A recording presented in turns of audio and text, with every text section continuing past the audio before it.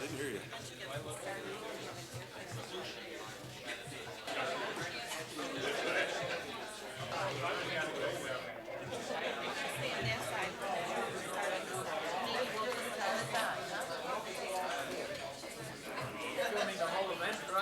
It's part of it.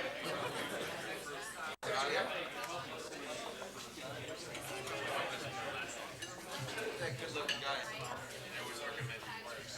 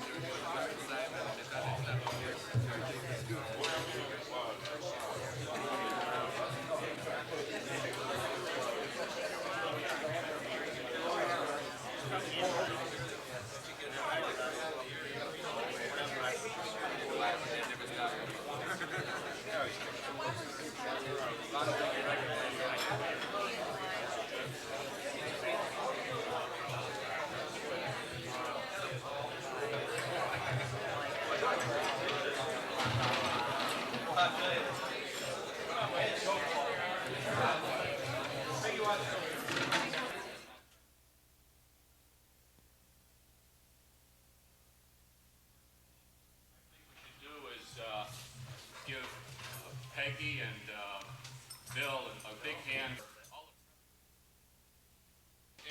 I understand we have a birthday today. Brian Pettit's birthday, being a family-oriented and 1 year old. I'd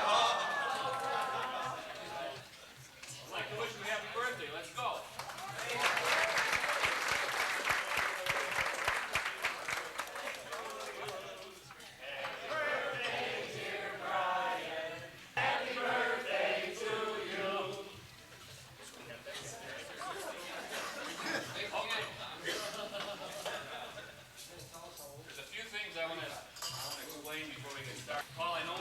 Too excited.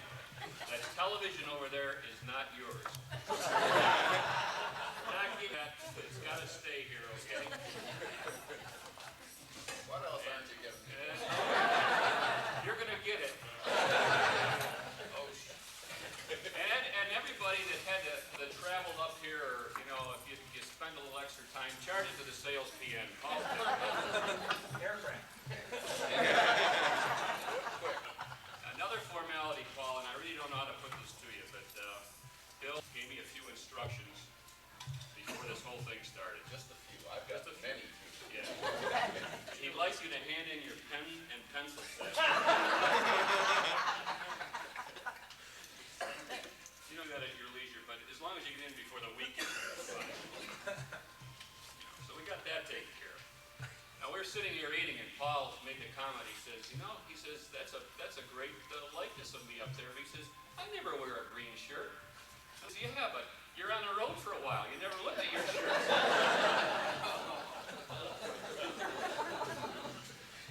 Okay, I've got a few things here. We're missing one of our key players, Mike Baskowski. He's on the road, and before he left, I went up to him and I said, Mike, I'm taking up a little collection for Paul. And Mike says, who the bleep is Paul? And if you know Mike, every other word, it's an expletive deletion. So I said, Paul down the hall, the tall guy, glasses, blonde. Oh yeah, Paul. He said, that bleep, he says, I've known him for 25 years. And during that 25 years, he comes out, the only thing he ever does is pat me on the head and say I'm doing a good job. What do I get for it? I go bald and he gets promoted. So, another guy that isn't here is Jack Williams. Where the heck is El Jacko? He was supposed to be here. But did we really expect him? But anyway, he gave you a gift, Paul. I went to him same way. I says, I'm taking up this little collection for Paul. We really want to make this thing right, and we need a little extra money, Jack, and we know you're a big spender. And the first thing he says, Paul who? I said, Paul down the way, the tall guy with the blonde. Oh, that Paul. He says, well, I'll tell you what. He says, I'm broke. He says, I'm building this mammoth swimming pool in my backyard. He even got a cent to my name. But he says, I'll tell you what. I'll let Paul swim in my pool anytime he wants. So, the hours that you can go swim in his pool are 11:30 p.m. to 1:30 a.m. And you don't have to worry about turning out the lights because they go off at 10.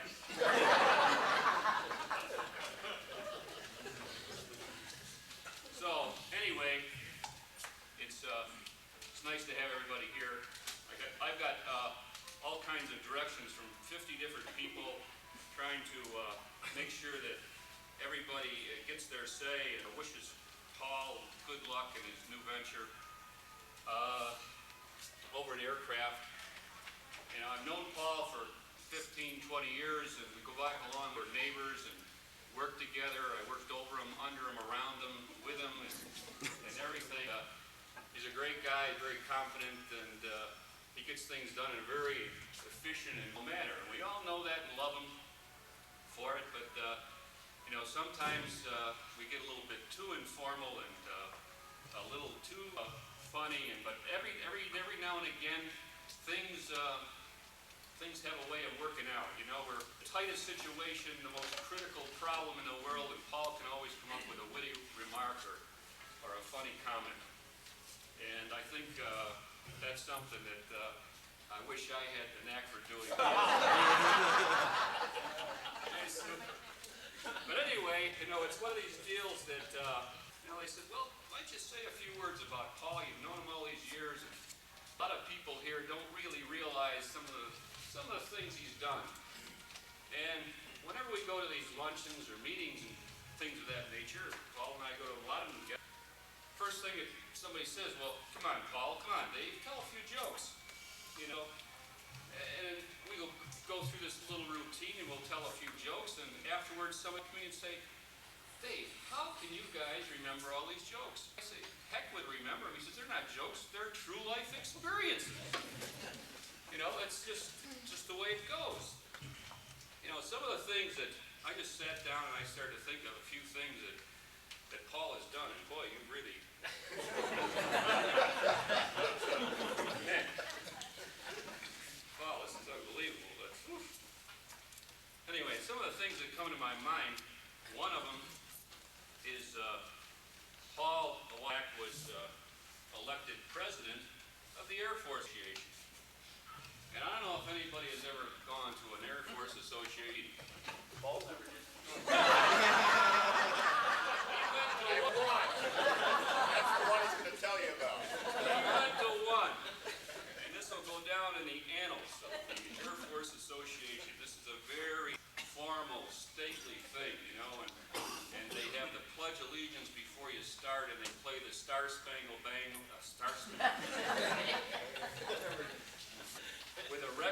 about 90 years old, and you can hear the scratches, and everybody's standing there. Well, the night that Paul was going to kick this whole thing off, the clergyman didn't show up for the benediction.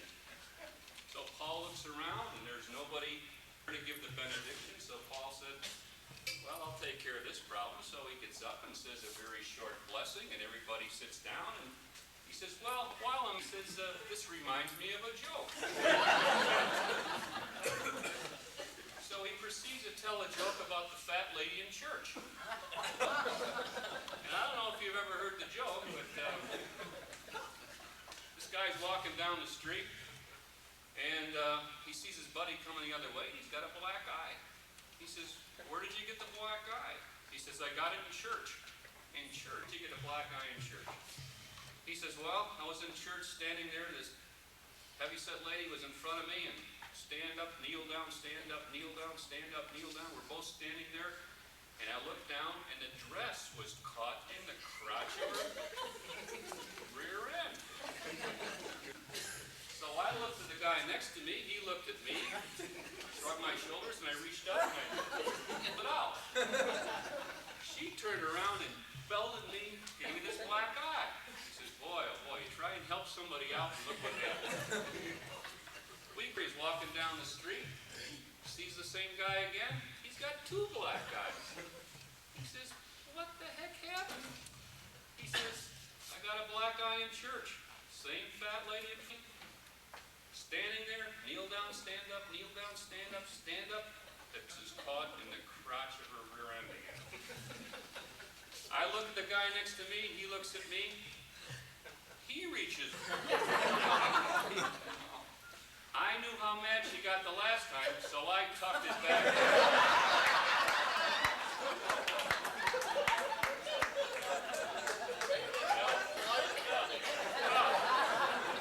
That was Paul's first and last Air Force.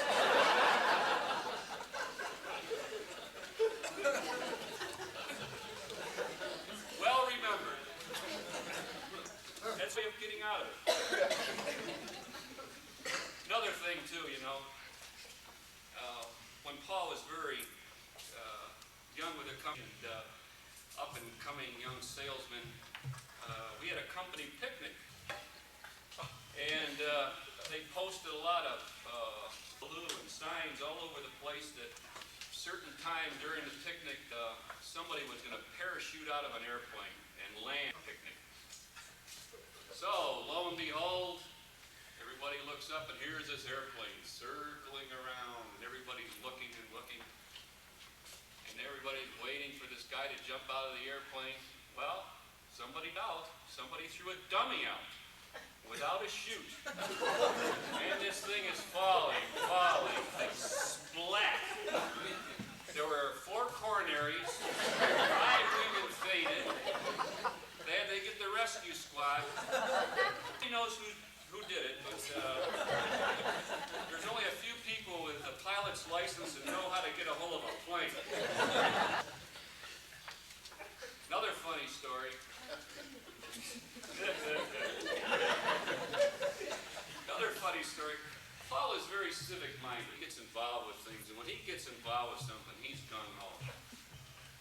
Well, he hooked up into the town board meetings and things of that nature in West Seneca, the old neighborhood, and he pick up a little extra money, covered these town board meetings for a local newspaper.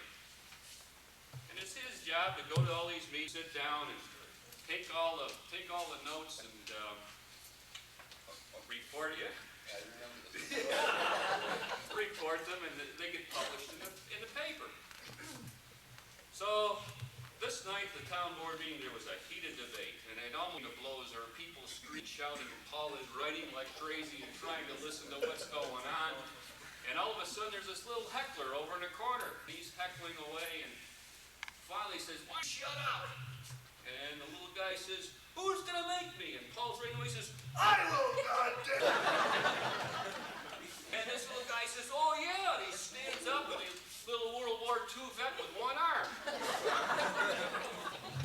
So all of those big husky buddies from the old neighborhood are sitting there laughing. picking up a little one-armed guy. Did you win?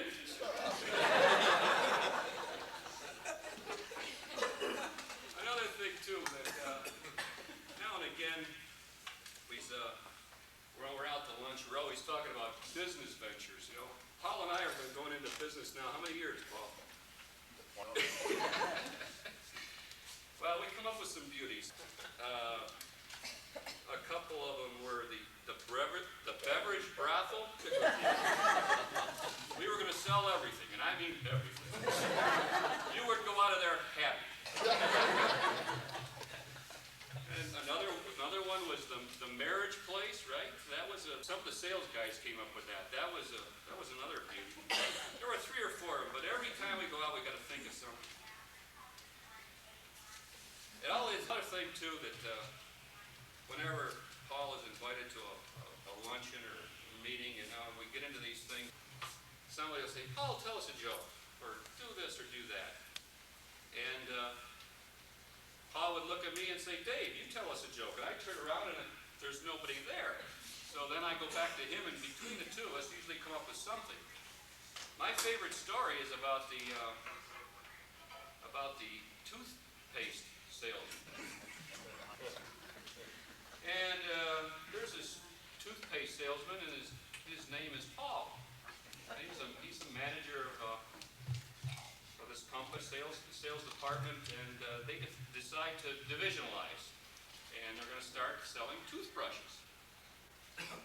So Paul has got to go out and hire a whole batch of new salesmen. So he's interviewing for weeks, and finally he ends up, he hires about 3 guys, but he really liked one more guy. So in walks this tall, good-looking guy, Dave. Yes, that's it. In walks, all dressed up, sits down in front of him. There was only one flaw. He had this speech impediment. And Paul is going through this interview, and he's scratching his head, and he's looking around. He doesn't know what to do with this guy, and he's saying, "Geez, Mr. Elwell," he says, "I really need this job. I got a wife and 6 kids." He says, "I gotta have this toothbrush sales job." So Paul says, "Holy crap, how am I gonna hire this guy? My God, this trouble." So finally he says, he says, "Why don't I get back to you?" He lets the guy go, right? Well, don't call me, I'll call you deal. So about a week by, and Paul's been interviewing for a week. Still no takers on this job. So the second week, this guy comes back. "Geez, Mr. Elwell, I really need you to do it. I know I can sell toothbrushes." So Paul says, "What the hell have I got to lose? This guy came back twice on the job." So he gets all of his sales guys in, and he gives them their orders and gives them these cases of toothbrushes and sends them out into the field. They're out there about a month, decides to call him in and has his first meeting. He says, "Okay, Sammy, how many toothbrushes did you sell?" And Sammy stands up and says, 1,234. He says, "That's very good." "Okay, Jim, how many did you sell?" And he says, 1,275. He says, "Hey, that's pretty good." "Joe, how many did you sell?" He stands up, he says, 4,000. "Hey, that's pretty good." "Dave, how many did you sell?"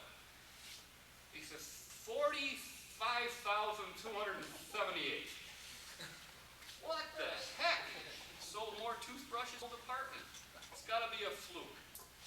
Sends them out again. The following month has another sales meeting. They come back. Sure enough, same results. "Dave, how many did you sell?" He says, 55,278. He says, "Jesus, that's really good. You know, why don't you share your success with the rest of these guys?" He says, "Well, the first thing I do is get a big sign. Take all my toothbrushes over to Rick Stadium. On this sign I put down free chips and dip. Big bowl of chips, big bowl of dip. People come by and take a chip, get in the dip, stick it in their mouth and go, 'Pooh!'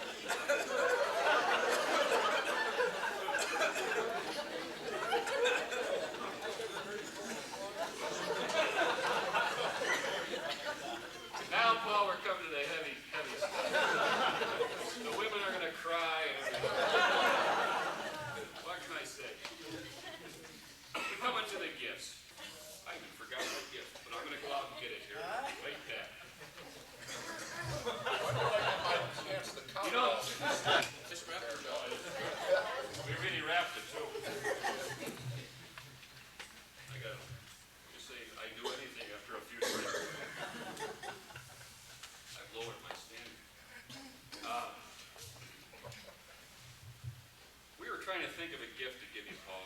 The PMs, we were sitting over there and talking, and we ran into a little snag, money.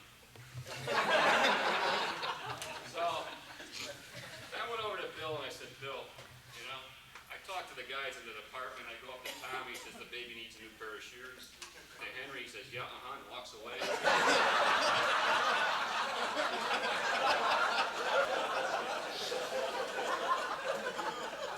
Talked to Fun. He says he's going out of town. Expense money. I said, what the hell am I going to do? So Bill says, they use your imagination and just turn the resources of this company into whatever you need, you just use it. I said, Bill, that's great. First thing I did, I went over to B. I walked up and I said, I want the most expensive part you've got in here. Piece of scrap. The guy takes off and he comes back here, piece of scrap. It was a beautiful piece of scrap. That was the good news. The bad news was, it was on my program. In which I'm getting pounded in the ground for cost savings. So I said, well, I'll have to make it work. So I grabbed this scrap piece of part, and I ran to Jack's department. I said, Jack, you got to do something with this. He took designers off of what they were working on. They climbed on this. They spent a week. Hell, don't worry about it. They spent a week. They came up with this beautiful design. To Freddie, he redlined all these drawings. Took them out to Charlie, and I said, Charlie, I need this right away. He says, damn it, Dave, every time you hear it's got to be done right away. Don't you ever come out here and say, you got a leak or this, that, and I said, this Paul. He says, Paul who? Paul guy glasses. He says, he's always out here too. I said, well, anyway, I got to have it. So Charlie goes and he does his thing. I get it back, wander into the meeting with my guys again. We all look at it. They said, it doesn't look right. What's wrong with it? They said, it's not shit enough. Get a hold of Dave Apple. Dave, we got to have this baby chrome plated. He says, it's Saturday. I said, I don't really care. Down to Cleveland, let the guys stay overnight. Money's no object. Sure enough, we sound, came back, but it came back the wrong way. It went into receiving inspection. They rejected it. It ended up back in RMRB again. So I got a hold of this thing. So, Paul, it's finally done. We got a finished product here. I hope you really like it because it's cost a bundle of money. Because you're going to be the only guy on the river with a $5,295 anchor.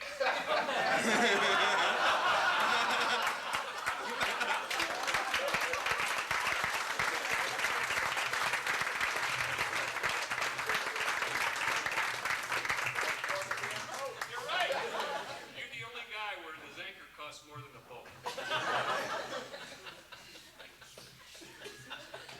But we knew how touched you would feel about this. And we wanted you to pull yourself. So we got a little bit more serious. And where's Tommy? Tommy, he's got a little story. He really had to get a little bit more professional than this clowning around here. So what we wanted to do. This is what you always want to do. Hi, Mom. This is an anti-glare camera. Don't worry about it.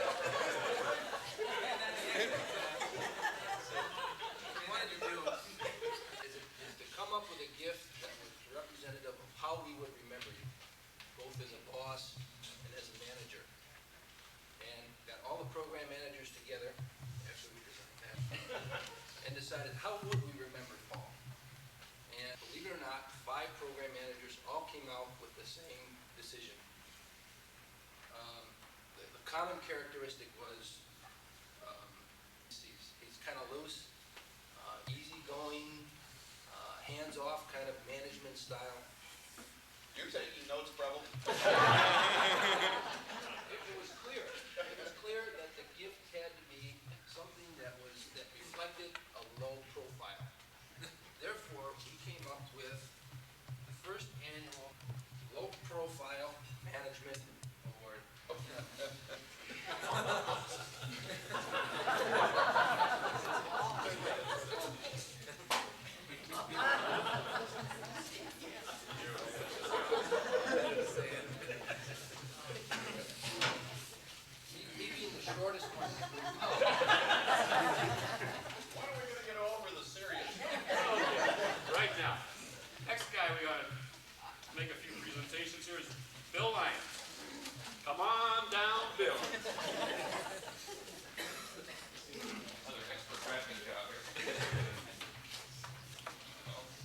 asked to say a few words about reaction over in the engineering department when the memo hit us a couple of weeks ago.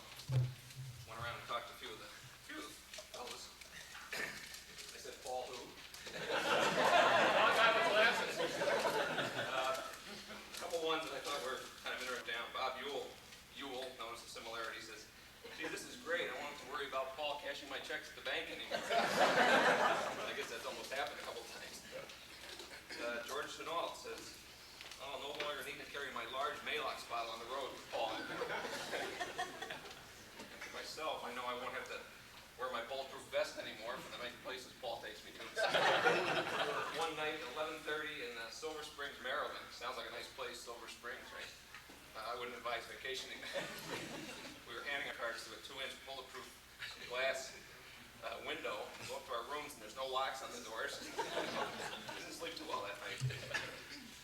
So that's really the key of the anecdotes I was able to pull out.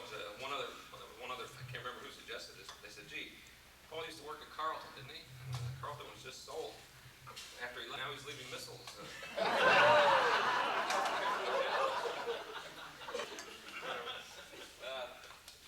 was one other story that I don't know who told, but it was about early on. Paul related a comment company plane trip one day with a bunch of the VPs and the executives in the company. And he looked around and he saw all these important people, and he thought to himself, gee, what if this plane were to crash? This line in the paper. Private plane, corporate plane crashes. That are this VP and that VP and all the names. Also on board was Paul Elwell. So in light of that, we made up a new name tag for his new office. Put that right at the door. And the last little goodie I have goes back into joke thing. Everybody kind of knows how good a joke teller Paul is. I think we've all listened to his jokes, the good ones and the bad ones. There's one that came on right away, and I've heard it at least a dozen times. I never quite got the punchline, so I thought maybe you could use a prop in this joke. So that's what we, with Art Phillips, we went off and developed a prop. I think you can fit in your briefcase when you're on the road. Let me wrap this here. This is in case you're wondering, it's a, do you know what it is? Door off. Door off. Now the joke will go a little better.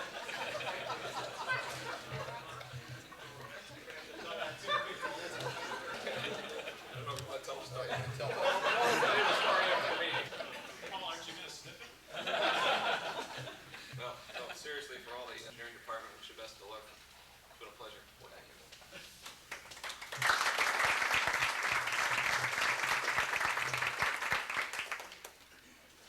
Now we're really getting technical here. We're going to have a video extravaganza that was produced and directed by the sales department, and it's called MSD on the Road.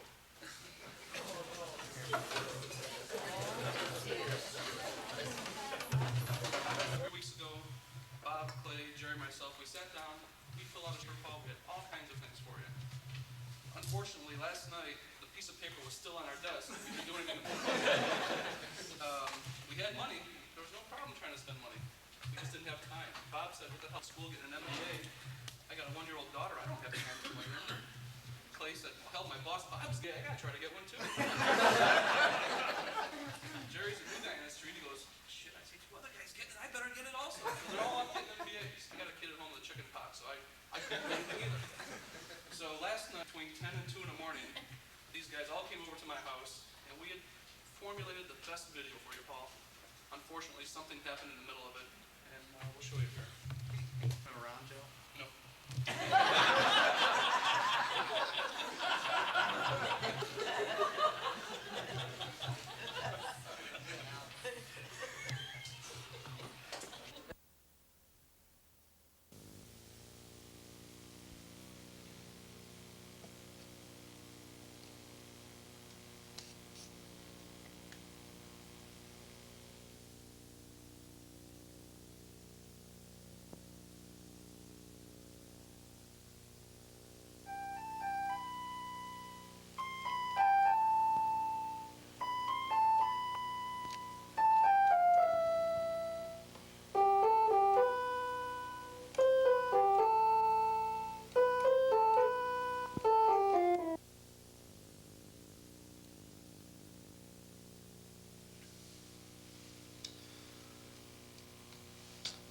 we interrupt this program for an emergency news broadcast.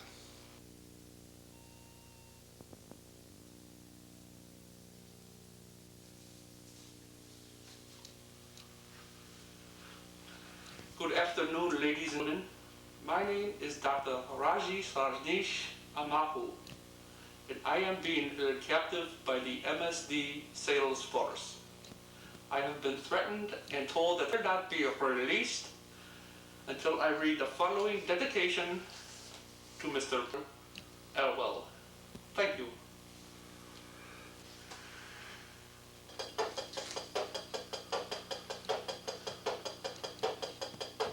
Now today is the day you all heard the scoop when our own Top Gun will leave the group.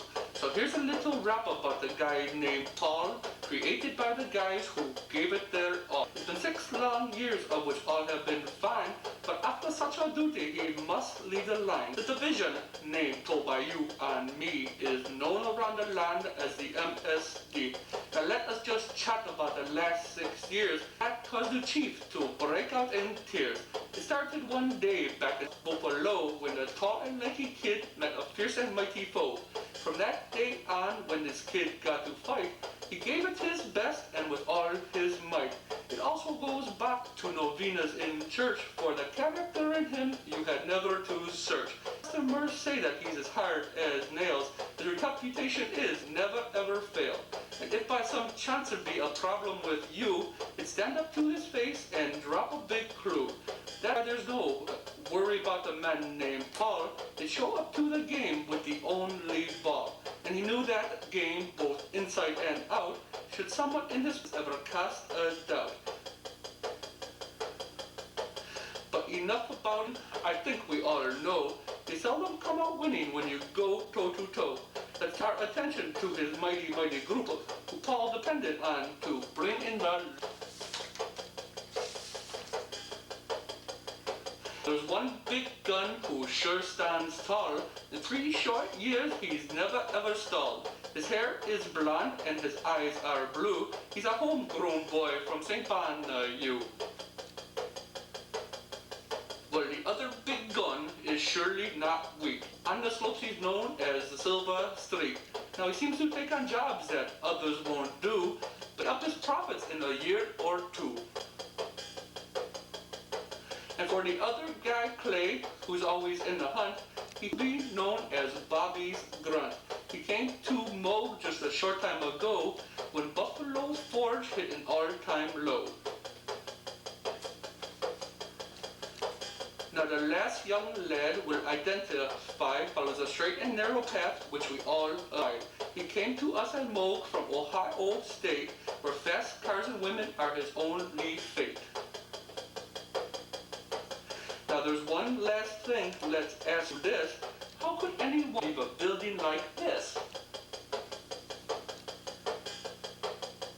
In concluding, we would like to wish you well, because in AC it's sure to be hell.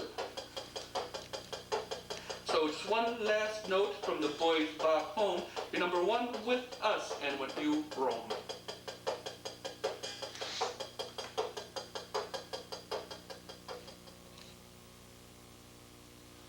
Thank you, and good luck, Mr. Elwell. Good night.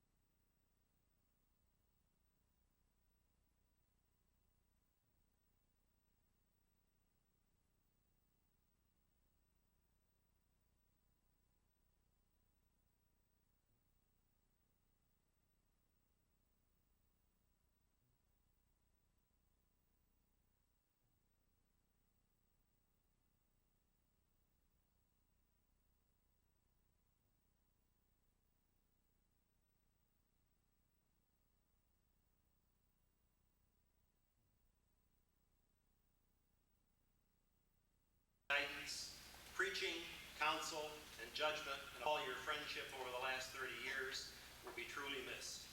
ACD has finally gotten the best Bob Whitey. Paul, best of luck at ACD. Thank guidance. Joe's grunt. Jerry? Long story behind some of these. Paul, appreciate your giving me the opportunity to progress from engineering program management. This turns out to be a track record. I don't know, is Bill Tallboy's here? The biggest grader in the whole damn company is sitting over here. It's been a fun 5 years as well as the learning experience. Thanks a lot, Tom. All right. We'll go from here. Paul, thanks for talking me into making the switch. This is another one of these switches. I'm starting to have fun. All the sentence listed in this card reflects my feelings completely. Keep in touch, Russ. Here's another production from Joe City. It goes on in fine print. I'm not going to read it all, just the tail end. He who knows and knows he is wise, follow him. He did with pride. Signed, thanks for a great 5 years. Good luck in ACD. The silver bullet. Now, I don't know what the silver bullet. I recognize Joe's very careful printing. I know it's Joe City, but what is the silver bullet? When he skis, he has a silver suit on. I'm the stripper. Come on in and sit up. I'm supposed to take my clothes off.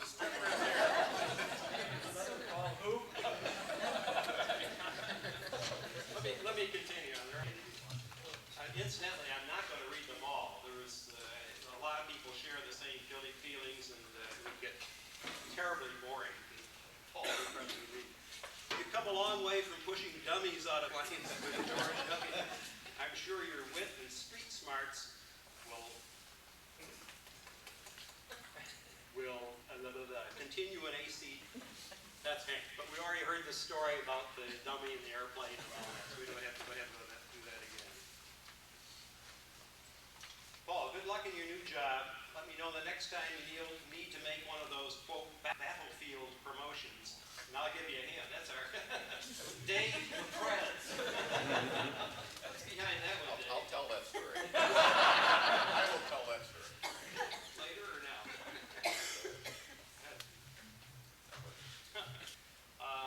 And Mike Vaskowski, really, I was out yesterday. He didn't appreciate he was not going to be there.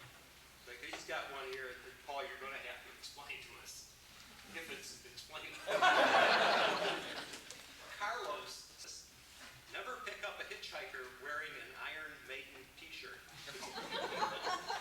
Good luck, Mike Vaz. P.S. You did leave footprints. I heard that one.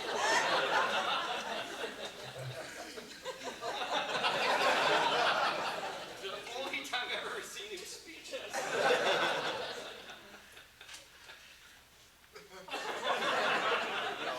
You'll have to wait for Mike.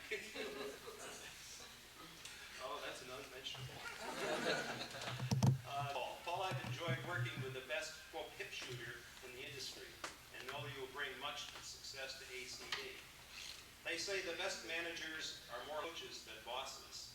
I guess you know how I've looked up to you since the West Seneca Lions. Goodbye and good luck, Coach, from Bob Wasowski. So there's a background there that goes beyond our group. I think he was about 11 or 12 at the time. Well, you're finally back where you started. That's progress. Good luck. When you need a good secretary, call Boom Boom. That's not me. Paul.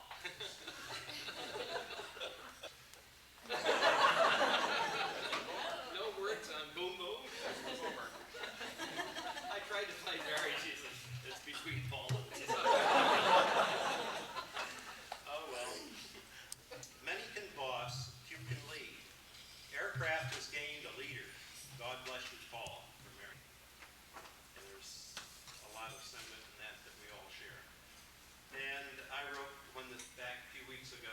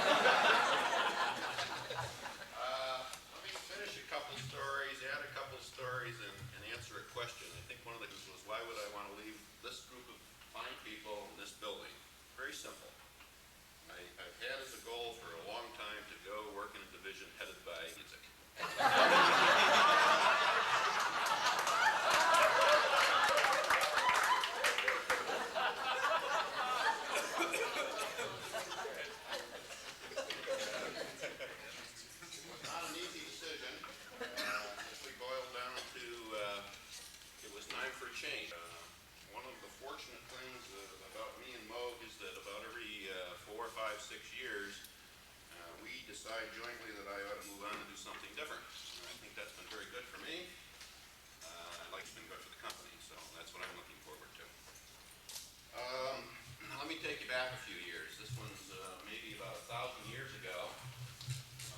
I was a brand new sales guy, having spent some time in some tests, some time in product engineering, and I knew a little bit about what servo valves did and couldn't do. And one of my very first sales trips was with Jack Williams down to GE. I think Bill and I, through the years, have complemented one another quite well. The background I've got to give you is that we had been selling DJ valves. We sold at some $800 or $900, and as we started to get into the production, we started to raise our price to $4,000 or $5,000. And I should point out that we were qualified, and ABEX was qualified, and we were ones that they had bought them from. So they got so annoyed at us raising our price that they just stopped talking to us and had made the decision to go out and buy ABEX valves. So Dave learned about that, and me and says, what are we going to do? And I said, well, we can't let that happen. We've got to do something. Stop them, Dave. So Dave in and out of the office about 10 times that day, and we finally decided that the only way to have them at least hear us is we got to pull the old routine and be our boss. So Dave had tried a number of times to get a meeting with him on Monday morning. This was like, hey. And he said, no, we don't want to talk to you. You guys are no good. You're rotten bastards. You steal and all that stuff. So we cooked up this plan, and Dave called him back and said, look, Paul Elwell and I are going to be meeting in Wabi on Monday morning. We are bringing our boss, Bill Thayer. Please, please don't embarrass us by not seeing us with our boss, because this costs us our jobs.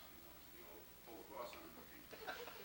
So if you're not aware, let me tell you that Bill Thayer does not like to confront customers with problems and pricings and all of that. He would rather sit back here and tell us. So anyway, Bill agreed to come along, and it was nasty.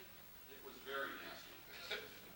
And the thing that we were trying to do was to make them feel a little bit guilty about, number one, not giving us the courtesy to talking to us before they did something dumb. Number two, there had been a problem with us building in the model shop because of schedules and all that. I gave you all this background. But anyway, it got very, very nasty. And Dave and I are doing most of the talking, and we're really trying to make them feel bad. And we finally started to make a little headway with them. And either Dave or I initially said something, and to show you how serious we are about this job, we brought our president. You know, Bill smiles. We argue a little bit more, and I said, yes, right, we brought our president. He smiles again, you know, we kept going. Finally, they decide to caucus. So we said, well, Jesus, let's go to the John. So Dave and I are at the Journal, and Bill comes in behind us. What's the matter, Bill? You guys embarrassed me. How are we embarrassed, Bill? I'm trying to get the job. I handed out cards that said vice president. You both referred to me as president. I said, take a battlefield commission. He starts to laugh. I start to laugh. And he looks like he wants to go home. We never missed the urinal, did we? We got the job. We got the job. Good job. Good job. It's now 2 o'clock, and since we're on an austerity budget, we better get back to work. Thanks an awful lot. No, wait a Appreciate minute. it. Wait a minute. Have a seat. Yes, sir.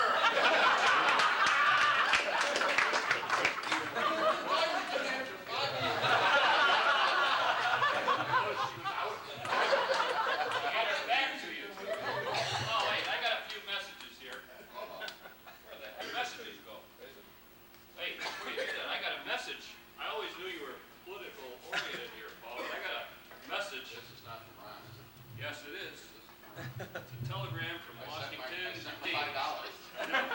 It says, telegram from D.C. Buy Paul. a Frank Gasper? Right. Paul, thanks for not blackballing gas. His contra-aid contribution really came in handy. Ronald Reagan. Well, the other day I was walking down the hall and Paul said, he says, you know, this Gary Hart really screwed up. And I says, what do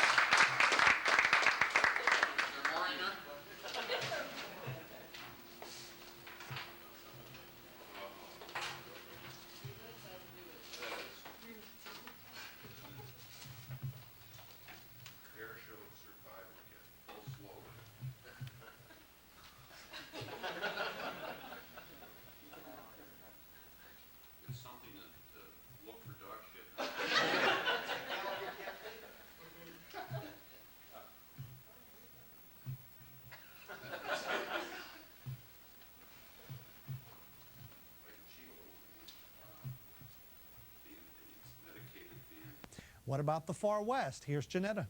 Well, we do have a chance for severe weather here today. As a matter of fact, the showers and the thunderstorms are really starting to pop in Montana as well as Idaho.